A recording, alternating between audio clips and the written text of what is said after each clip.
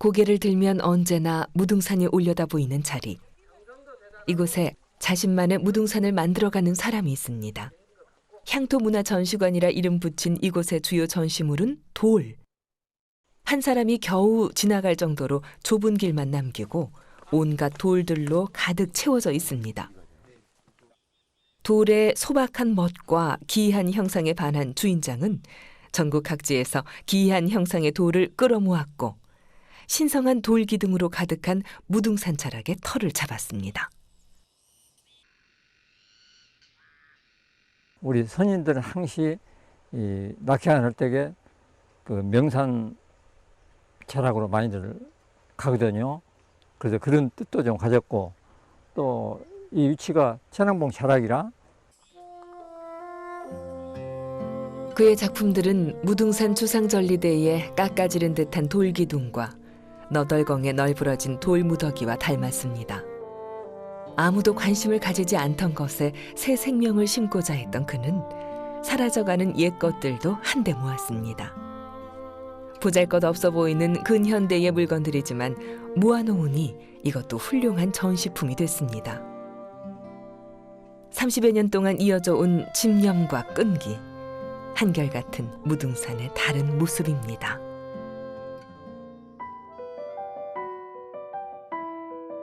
이 길을 따라가면 남종 문인화의 대가 의제 허백년 선생의 향취를 느낄 수 있습니다.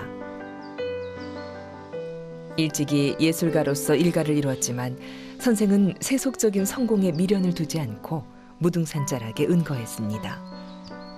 차를 보급하고 농촌 부흥에 힘쓰면서 청빈한 사상가로 실천적 계몽가로 살았습니다.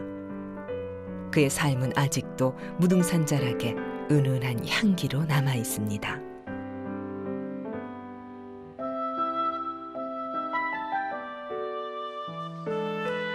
그의 예술혼을 기리기 위해 무등산 자락에 세운 의제미술관은 주변 숲의 풍경을 건물 내부로 끌어들여 자연과 하나가 됐습니다.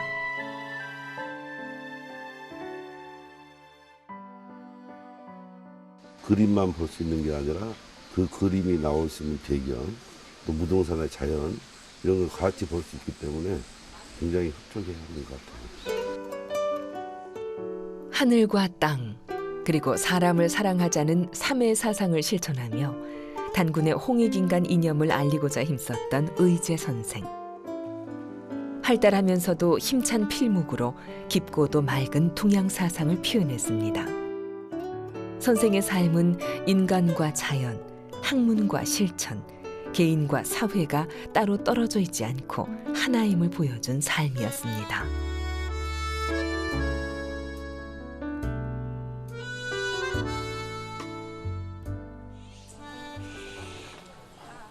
무등산을 즐기기 위해 산을 꼭 올라야만 하는 건 아닙니다. 무등산 등산로 입구 곳곳에는 쭉쭉 뻗은 편백나무들로 빼곡한 숲이 있습니다. 이곳에서 사람들은 번잡한 세속의 삶은 잠시 미뤄두고 여유를 만끽할 수 있습니다.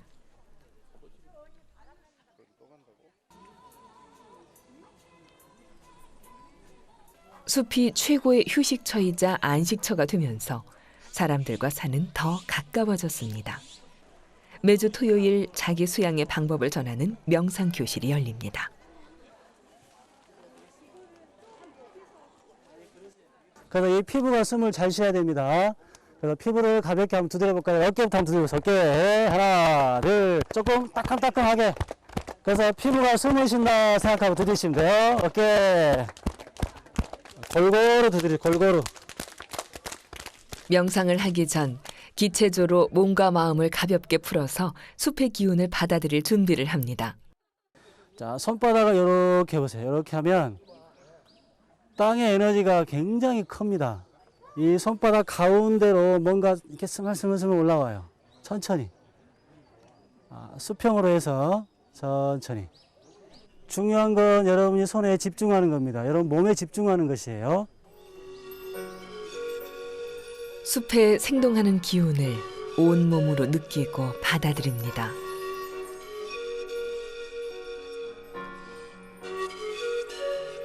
몸과 마음으로 숲과 대화를 하다 보면 어느새 자연과 나는 하나가 됩니다.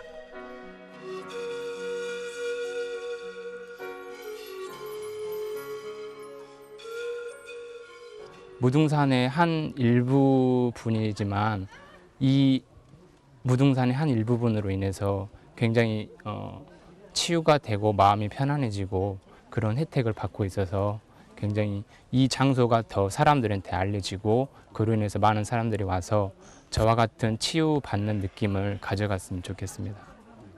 기분 전환도 너무 쉽게 이루어지고요. 예, 맑아지고 제 자신이 금방 비워지는 걸 느껴서 많은 시민들이 강주에 이러한 무등산이 있다는 게 가장 큰 하나의 복이잖아요. 예, 와서 마음껏 활용했으면 좋겠어요. 잿빛 가득한 도심 속에서 이렇게 푸른 실록을 느낄 수 있다는 것. 한없이 베풀어주는 무등산의 넉넉한 마음씨에 또 한 번 감동을 받습니다.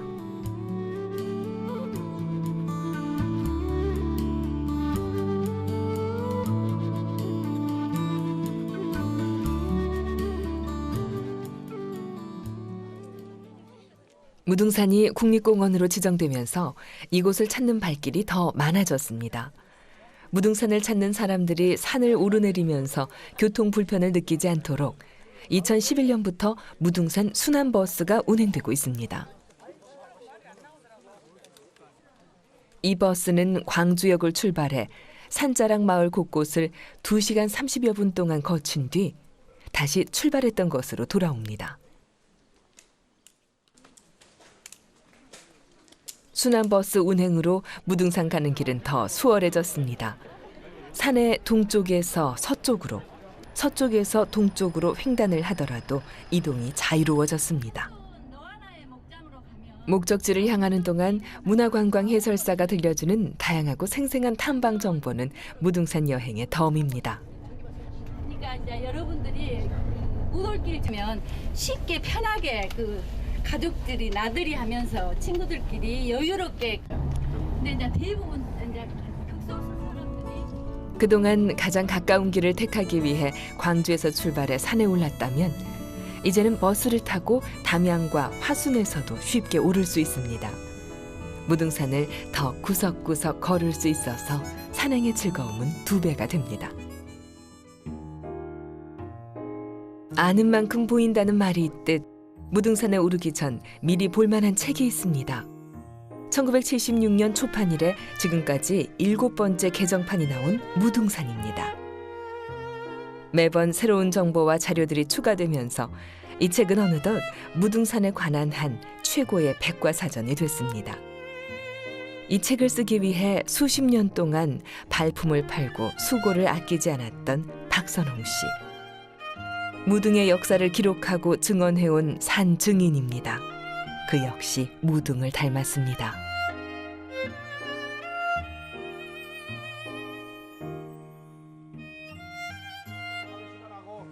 최근 무등산의 화려한 겉모습이 아닌 진정한 속살을 보려는 사람들이 많아졌습니다. 무등산 둘레길인 무돌길을 걷기 위해 모인 사람들. 무돌길은 무등산의 옛 이름 중 하나인 무돌매에서 따온 이름입니다.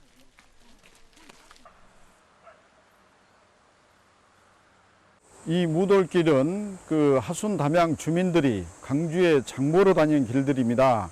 그래서 이 길들을 저희들이 연결을 하고 오니까 51.8km가 됐습니다. 그래서 51.8km는 광주 무등산의 무등의 정신과 강주의 민주평화도시를 상징하는 길로 발전되고 있습니다. 무등의 정신을 한 발 한 발 새기며 걷는 길. 숨가쁘게 산을 오르는 게 아니라 크게 애둘러 걷는 이 길엔 유유자적하는 즐거움이 있습니다. 옛길, 오솔길, 마을길들을 걷다가 목이 마르면 마을 샘에서 시원하게 목을 축이고 힘들면 마을 정자에서 잠시 쉬었다 갑니다. 무돌길을 걸으면서 사람들은 정상을 향해 마냥 올라갈 때 보지 못한 것들을 보고 느낍니다. 올라가서 능선을 걸으면서 이렇게 조망하는 그런 마다고, 그다음에 무등산 둘레, 무돌길을 걸으면서 마을을 들리면서 그다음에 할아버지 할머니들하고 이렇게 대화도 하고 그러면서 또 나름대로 어떤 그런 의미와 재미가 있지 않았냐 그런 생각이 듭니다. 무등산 자락에는 다른 곳에서는 볼 수 없는 특이한 장목이 있습니다. 전 세계 어떤 지역에서도 볼 수 없는 유일한 품종, 무등산 수박입니다. 겉이 유달리 푸른색이어서 풀랭이 수박이라고도 불립니다.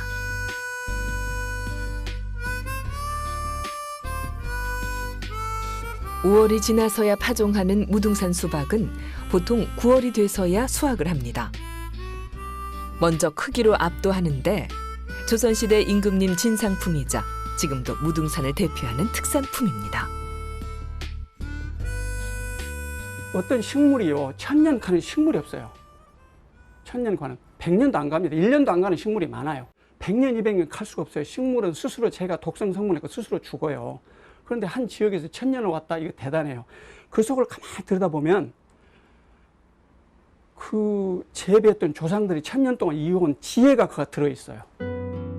하지만 한 포기에 한 개의 과실밖에 생산되지 않는 까다로운 재배 여건, 그리고 가격 경쟁력에서 일반 수박에 뒤져 무등산 수박은 점차 설 자리를 잃어가고 있습니다. 저도 무등산 수박이 있으려면 당도 갖고 경쟁할 수는 없지만 그 무등산 수박이 가지고 있는 기능적인 측면에서는 얼마든지 경쟁이 가능하다. 저는 이제 그렇게 보는 거죠. 농부의 굵은 땀방울과 산의 맑은 정기를 받아 몸집을 키워가는 무등산 수박. 국립공원에서 재배되는 수박이라는 새로운 가능성이 시험대에 놓여 있습니다.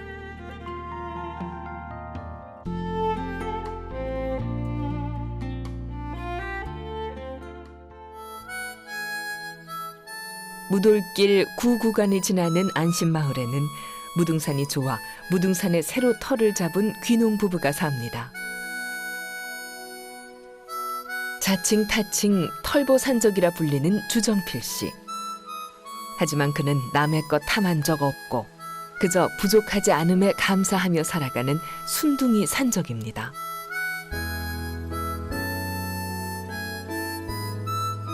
작은 텃밭을 쪼개 부추, 상추, 고추 등 다양한 채소들을 조금씩 나누어 심었습니다. 작물들은 땅이 좁다고 투정하지 않고 영양제 한 번 주지 않았어도 튼실하게 잘 자랍니다. 그의 아내도 무등산 자락에 자리를 잡으면서 찬거리 걱정이 사라졌습니다. 텃밭에서 싱싱하고 건강한 채소를 수확하는 재미가 쏠쏠합니다.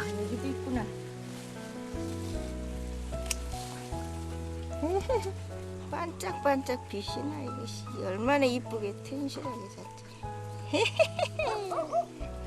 작은 수확에도 기뻐하며 다른 누군가와 나눌 수 있어서 행복한 생활. 무등산 농사꾼이 사는 모습입니다.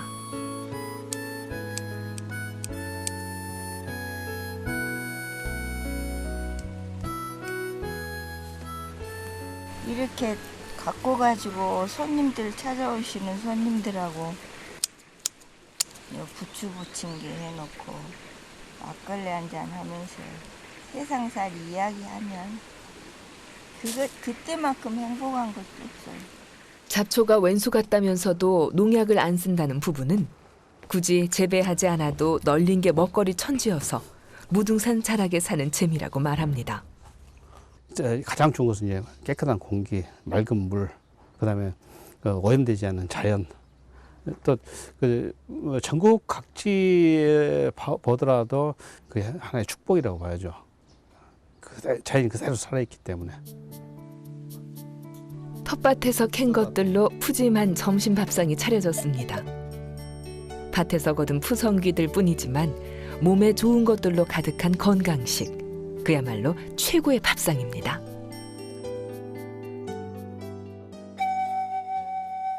여기에 음악까지 더해지니 그 옛날 무등산에서 풍류를 즐기며 유유자적했던 선비들의 삶이 산적 주 씨의 삶과 다르지 않습니다.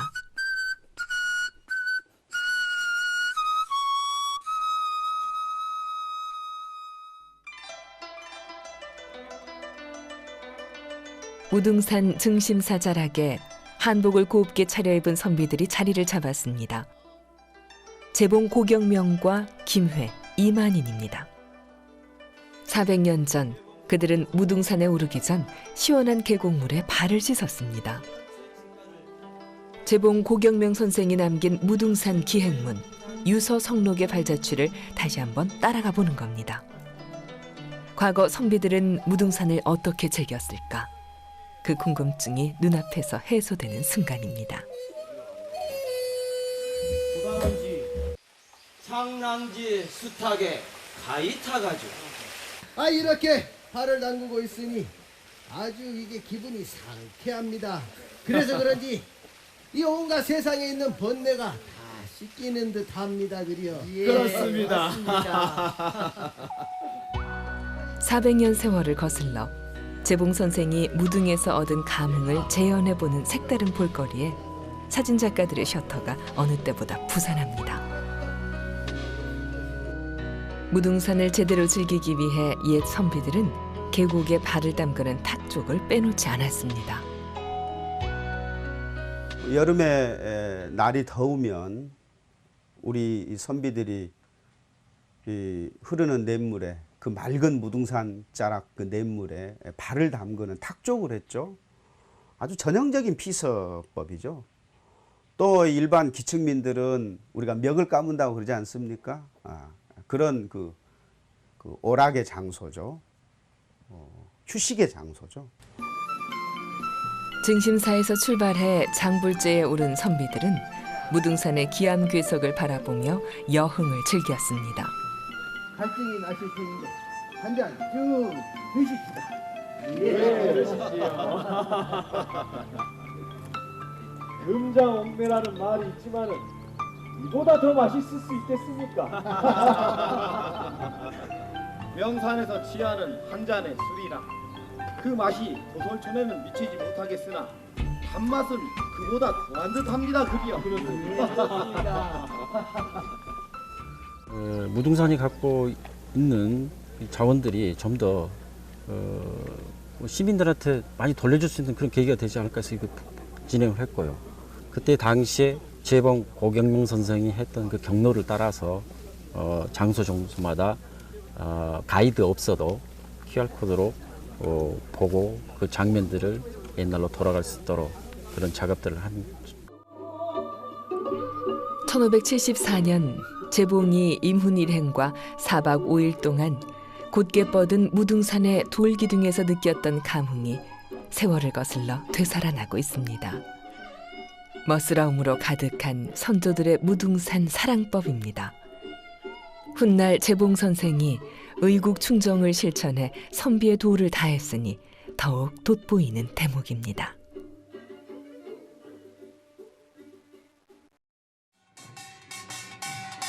무등산 자락 충효동 사람들이 당산나무 아래 한바탕 놀이판을 벌입니다. 충효를 실천했던, 그래서 이름조차 충효동인 마을 사람들의 기원. 당산제는 무등산의 또 다른 볼거리입니다.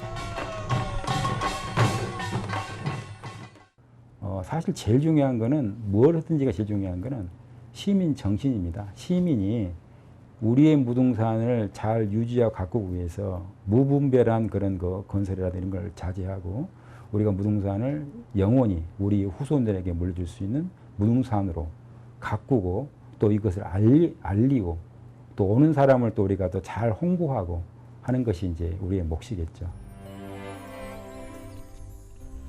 오늘날 아름답고 숲이 울창한 무등산을 만든 건 바로 시민들입니다. 지난 수십 년 모두가 주인이 돼 환경보호에 앞장서고 공유화 운동을 벌이는 등 힘을 보탰기에 무등산이 다시 시민의 품으로 돌아올 수 있었습니다. 무등산은 우리 실버들의 힐링센터입니다. 저는 무등산을 편안한 친구라고 생각합니다. 뭐 자기가 편할 때 아무 때나 와서 즐길 수 있는 산. 우리들이 건강을 챙겨주는 실핏줄 같은 역할을 해주죠. 우리 강주 시민의 보물입니다. 평등을 꿈꾸는 모든 사람들의 안식처라고 생각합니다. 치유를 해주는 숲이라고 이렇게 생각하고 있습니다. 광주의 허파라고 생각을 합니다. 삶의 시작이면 끝입니다. 국립공원이 됐으니까 뭔가 상업적으로 이용하려고 하지 말고 더 잘 보존해서 후손 난데 막 물려줘야 된다고 생각합니다. 정말 그 자연이 훼손되지 않는 그런 운동들이 활발하게 펼쳐졌으면 좋을 것 같습니다.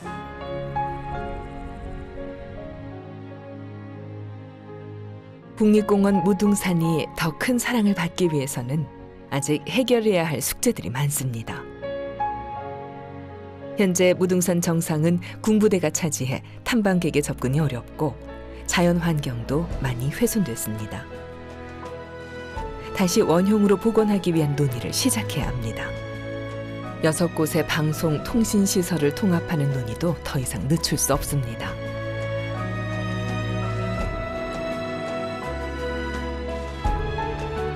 무등산은 이제 국립공원입니다. 어머니산 무등산은 명실상부 국립공원으로 다시 태어나기 위한 또 한 번의 출발선에 섰습니다.